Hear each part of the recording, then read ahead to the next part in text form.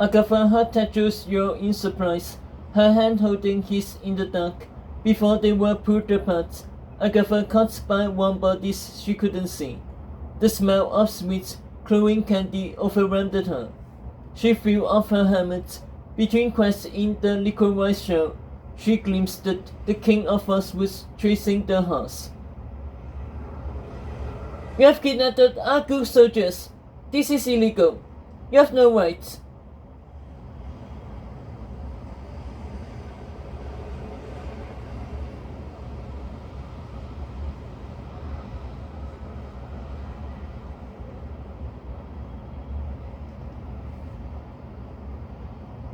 "Bring King Lion to me, or their blood will be on your hands," the Sugar Queen bellowed, her procession picking up pace, breaking through the last of the soldiers. The king tottered after them with his coterie of bodyguards, shouting things Agatha could no longer hear.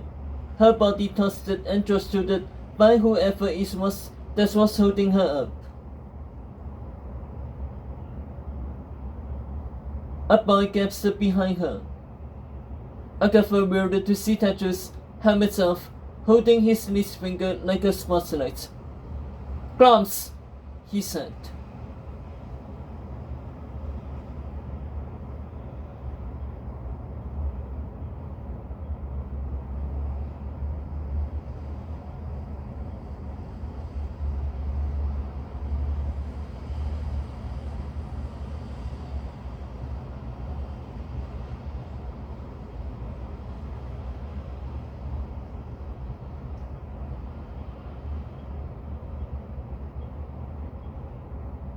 Agatha followed his glow to an entire fleet of the ruddy, comb-candid traps padded into the house, jogging their tiny feet on the ground and pushing the candid procession along. They shielded their eyes from Tetsu's glow before a toothless granny glom cupped her fists over the prince's finger, plunging them back into darkness. Outside, they were approaching Snow's Waste cottage, nestled into a clearing. Colorful shrubs had grown around the ramshackle two-floor house made of lumpy wood with a domed roof shaped like a princess's head.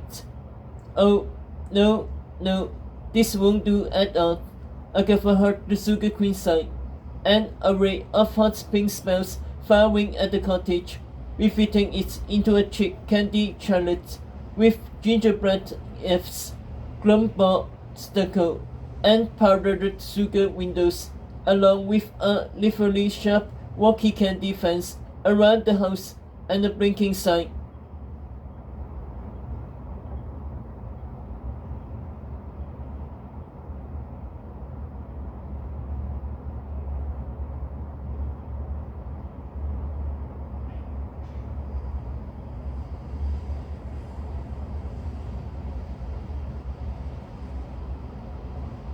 Tretio Sugar East, no visitors allowed, except King Lion.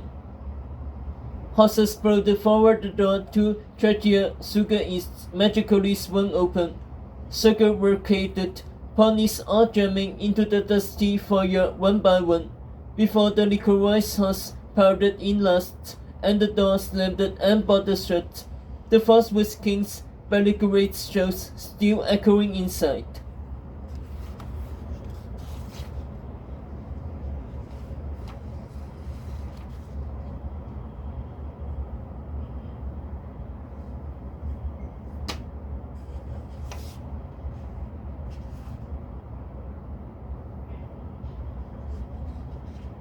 Instantly, Agatha felt her horse burst open, the liquor-wise shattering, as all the glums dispersed, wrecking their bottoms and eating up the sweet debris.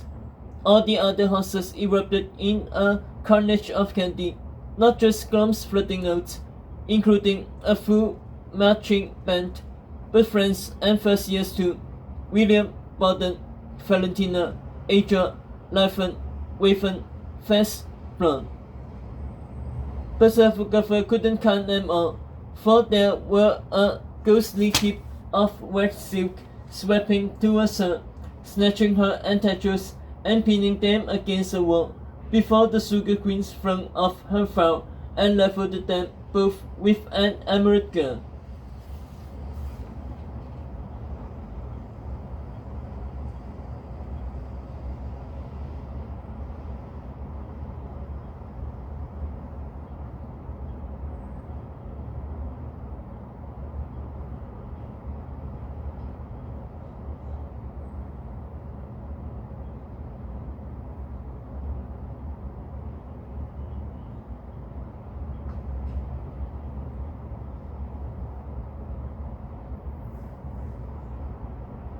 I'm going to kill that dirty, rotten snake, and here's how, said Sophie. Her plan was brutally simple. Step 1. Bait Japheth already in process. The moment he arrived in Falsewood, he cut head of his new rifle and come straight to Treasure Sugar East. Step 2. As like his friend. A fellow ruler simply here to iron out a misunderstanding. Step 3. Lure him into the house alone. Step 4. Ambush him with 100 grumps and students from the school and rid the woods of the snake once and for all.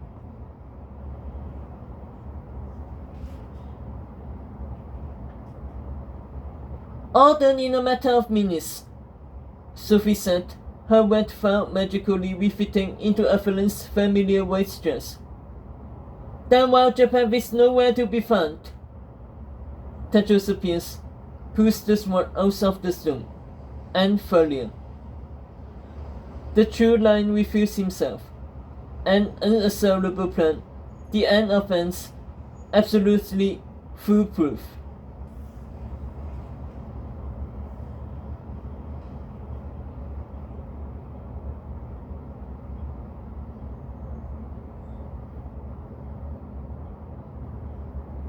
You know I'm not one for Sophie's claims, especially one that traps me in a knockoff of my mother's house, said Hester, tramping in from another room with an adult, the two having arrived before.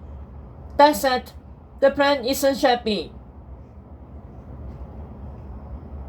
Could have done without the circus though, and the dog crushed it, grumps around her goggling on candy.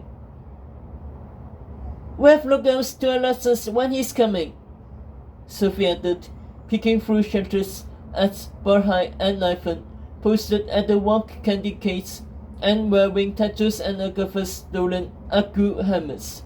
Sophie sealed the shutters once more, so no one could see into the house. She turned to her best friend. What do you think, Aki? There were things about the plan Agatha hated. Inviting the snake here. Sophie taking on the burden of danger. But there were also things that Agatha liked. Tedros would have a clear route to winning the third test, and no matter how unfairly Japheth thought, this was too big an ambush for him to survive. His death would truly be a taste of his own medicine.